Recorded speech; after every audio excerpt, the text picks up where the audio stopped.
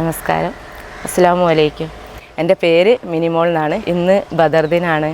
അതോടനുബന്ധിച്ച് ഇവിടെ കുമ്പക്കൽ പള്ളിയിൽ ഒരു പരിപാടി നടക്കുന്നുണ്ട്. കഴിഞ്ഞ 16 വർഷമായിട്ട് ഞാനും നോമ്പ് നോൽക്കുന്നുണ്ട്. എൻ്റെ ഫാമിലി ഫുൾ സപ്പോർട്ടാണ്. ഞാൻ കൊണ്ടോട്ടി നഗരസഭയിൽ വികസന സ്റ്റാൻഡിംഗ് കമ്മിറ്റി ചെയർപേഴ്സണാണ്. ഈ ഒരു പള്ളിയും അതോടനുബന്ധിച്ചുള്ള കാര്യങ്ങളൊക്കെ ആയിട്ട് ഞങ്ങൾക്കും ഒരു അഭേദ്യമായിട്ടുള്ള ബന്ധമുണ്ട്. ഇവിടെ ഞങ്ങൾക്ക് ജാതി മത പ്രയാസങ്ങളൊന്നും ഇന്ന് വരെ ഉണ്ടായിട്ടില്ല.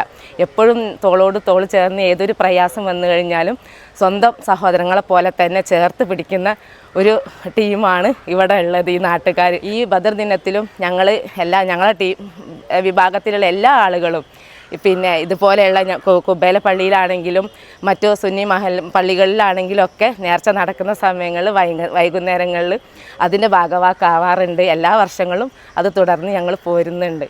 2009 ഞാൻ നോമ്പ് തുടങ്ങാൻ കാരണം എൻ്റെ മോന് ചെറിയൊരു സർജറി അല്ല, ഒരു അത്യാവശ്യം നല്ലൊരു സർജറി ഉണ്ടായിരുന്നു. തിയേറ്ററിലൊക്കെ കയറ്റി കഴിഞ്ഞ് ഒരുപാട് രാവിലെ കയറ്റി ഒരു ഉച്ച കഴിഞ്ഞിട്ടും കുട്ടീനെ തിരിച്ച് തരാതെ ആകുമ്പോൾ നമുക്ക് ആകെ പ്രയാസമാണല്ലോ, ചെറിയ കുട്ടിയാണ്. അങ്ങനെ ഇനി വിളിക്കാത്ത ദൈവങ്ങളൊന്നും ഉണ്ടായിരുന്നില്ല. അതൊരു നോമ്പ് സമയത്തായിരുന്നു ആ സർജറി. ഒരു 7 നോമ്പ് ഞാനും എടുത്ത്. എനിക്കറിയില്ലായിരുന്നു എന്നെക്കൊണ്ടൊരു 7 നോമ്പ് എടുത്ത് വീട്ടാൻ പറ്റുന്നൊന്നും എനിക്കറിയില്ലായിരുന്നു. പക്ഷെ ഞാൻ കുട്ടീൻ്റെ ഒരു കാര്യമല്ലേ, നമ്മൾ ആ സമയത്ത് എന്തും ചെയ്തു പോകുന്നൊരു സാഹചര്യത്തിൽ ഞാൻ അങ്ങനെ പ്രാർത്ഥിച്ചു. പിറ്റത്തെ ഈ റമദാൻ്റെ സമയം വന്ന സമയത്ത് പിന്നെ ഇതുപോലെ നോമ്പിൻ്റെ സമയം, നാളെ നമുക്ക് നോമ്പാണ്.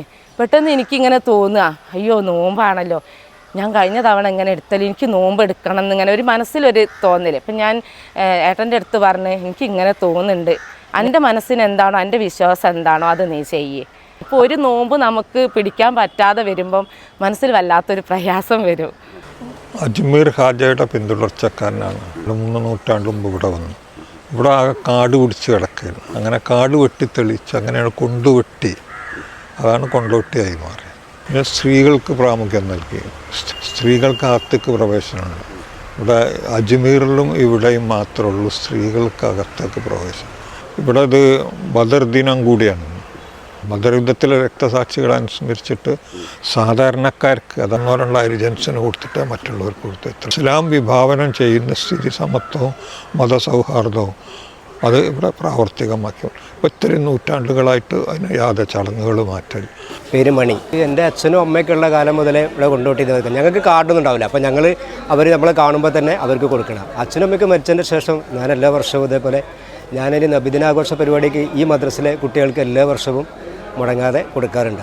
ഈ കുബ്ബ തങ്ങന്മാരുമായിട്ടുള്ള ബന്ധമുള്ള ആളുകൾ ഇന്നും ഇവിടെ വന്നിട്ട് അതിനൊന്നും പ്രത്യേകിച്ച് ഓര് വരുമ്പം ഇല്ലയെന്ന് പറയില്ല. ഇവിടുന്ന് ആര് വരികയാണെങ്കിലും സാധനം തീരുന്ന വരെ കൊടുക്കും.